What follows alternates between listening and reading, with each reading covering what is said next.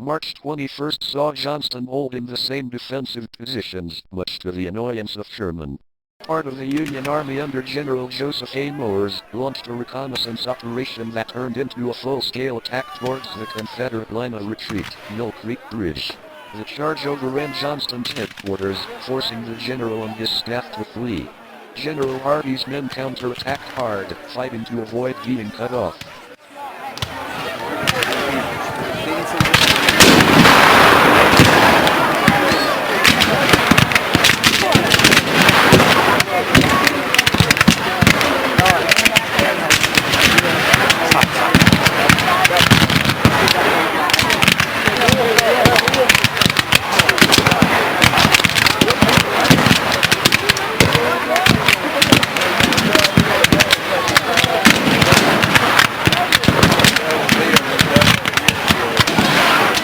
Johnston realized he had no hope of defeating Sherman now that his entire army was at Bentonville.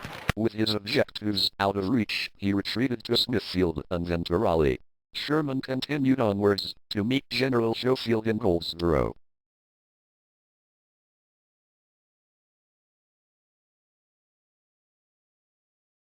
Bentonville was the largest battle of the Civil War to be fought in North Carolina and was the last major battle of the war.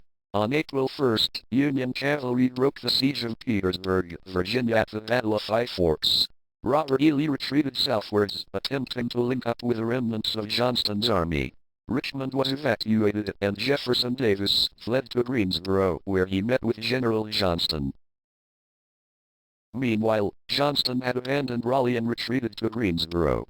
On April 17th, he met with Sherman at the James Bennett House in what is now Durham. There Johnston learned that Abraham Lincoln had been assassinated.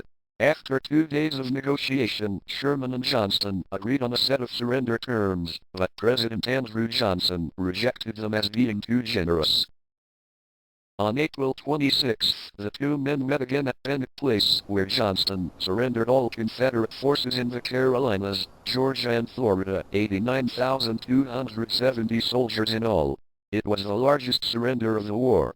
Jefferson Davis fled the state and was captured in Georgia on May 13th.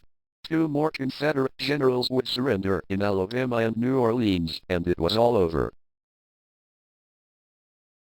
The story of the Civil War in North Carolina is a story of incompetence. Timid Confederate generals preferred retreating to attacking, and Braxton Bragg's inability to command doomed Wilmington. The Confederate government did not provide enough troops to defend strategic areas such as Wilmington and Beaufort. On the Union side, there were blunders, but for the most part the Union forces were led by competent, if not outstanding, commanders. North Carolina was to be occupied for several years. On June 25, 1868, North Carolina and 4 other states were finally readmitted to the Union.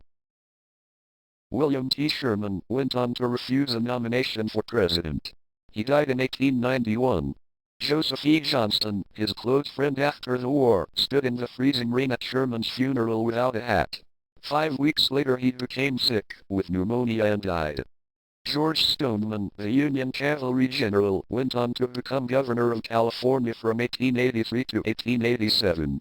William B. Cushing, the U.S. Navy commando, went on to serve in the regular Navy before suffering a mental breakdown. He died in an insane asylum in 1874. Ambrose Burnside, who had captured most of eastern North Carolina, went on to lose the disastrous Battle of Fredericksburg, which got him fired as commander of the Army of the Potomac. After the fiasco of the Battle of the Crater in 1864, Burnside was put on leave and never recalled. He resigned from the Army in 1865 and first became governor of Rhode Island and then a United States Senator until his death in 1881. Robert Oak, who had captured Plymouth, died in 1912 and is buried in Raleigh. Governor Zebulon Vance spent 2 months in prison before being released. He then served as a senator until his death in 1899. Colonel Rush Hawkins of the Hawkins Zoo Waves outlasted them all. He died in 1920 after being run over by a car.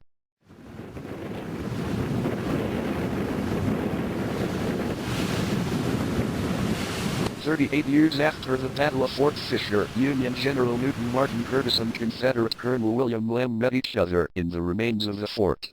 As they looked out over the eroded battlements, where so many had fought and died, Lamb said, "Thank God we stand here today as friends."